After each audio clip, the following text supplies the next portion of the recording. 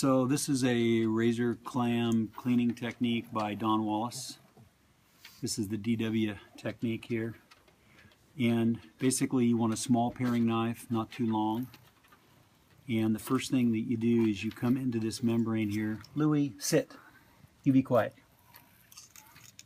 And you cut the membrane coming down the side like this. And then the same thing on the other side. And then this fourth quarter here of the membrane, you push into the shell really hard. And you go right down to the hinge. And then you come back up here and do the same thing. And so you're scraping down the edge of the shell. And then over here, same thing.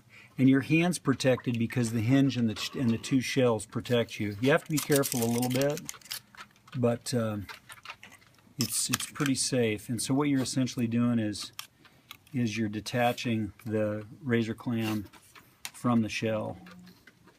And then I just drop the shell into the water, and I like a big bucket of water for this part of the cleaning here. And the next thing that you do is you hold the clam in your hand like this with the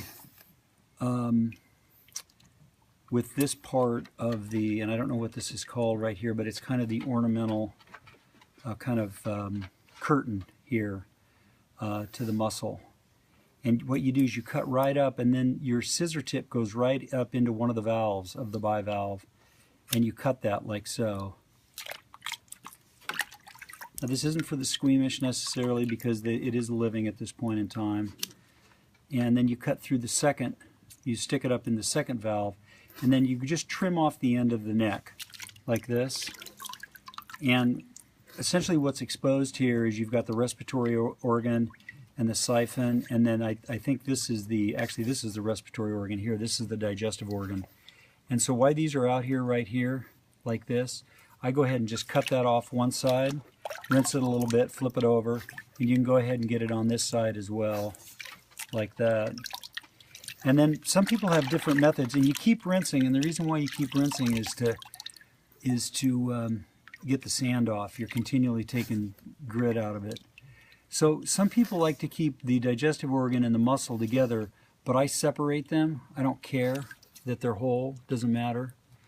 And so what I'm doing here is I'm essentially separating the digestive organ from the muscular part of the.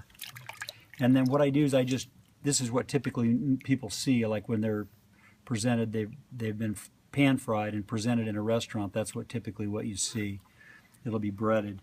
But I just drop this in here for now, and I go right to the digestive organ.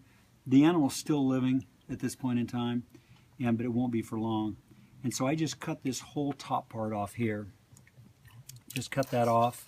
And then the notochord pops out. This is its neurological center here, conduit, and that just comes right out. Sometimes it just pushes out on its own.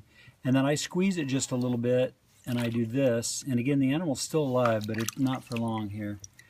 And then I come right up through this part of the digestive organ and snip to the end, and then I wheel it around to the base of the siphon, and I cut it this way. And then I come right in where you can see the digestive guts are here, and you cut it right down the middle, and we'll rinse it just a little bit, and then I flip it around, and I come into this side of the siphon or the heel, and then you're exposing basically the guts here, and then you just trim this out like so. And again, you keep splaying it open because that's how you're going to want it to sit in the frying pan. And then you just kind of tease out the remaining alimentary canal here, or the GI tract. You just take out these pieces. They're the ones that are going to have the bacteria in them. We're almost done here. The animal is officially dead at this point in time. So this is done. And then what I do is I drop this into another bowl with pure water in it. This is not distilled water, but filtered water with a couple ice cubes in it. So this is cold water, so that kind of starts it on the freezing process. And then you come back to the muscle, and then here's how you do the muscle. First thing you do is you grab it with your fingers kind of, or firmly, this gelatinous material, and you pinch it with your nails. And you pull down, you want to get this stuff off, and once you get it going, it generally will peel right down the side. See how that peels down the side like that? And then you come around to the other side, same thing. You just pinch it in between your nails, fingers, and you peel it down the side. Sometimes there will be little pieces of shell on the side here, and this is how you get it off. And then just a couple of last things that you want to do here.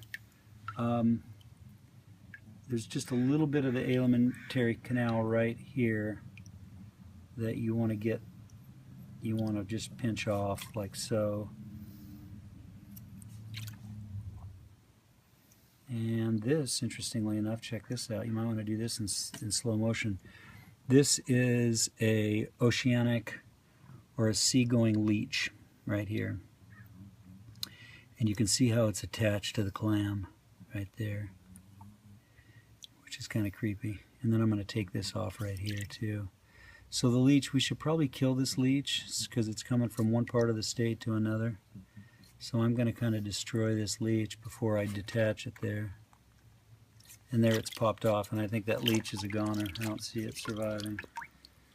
Okay, and that looks good there. And just like so. That's it.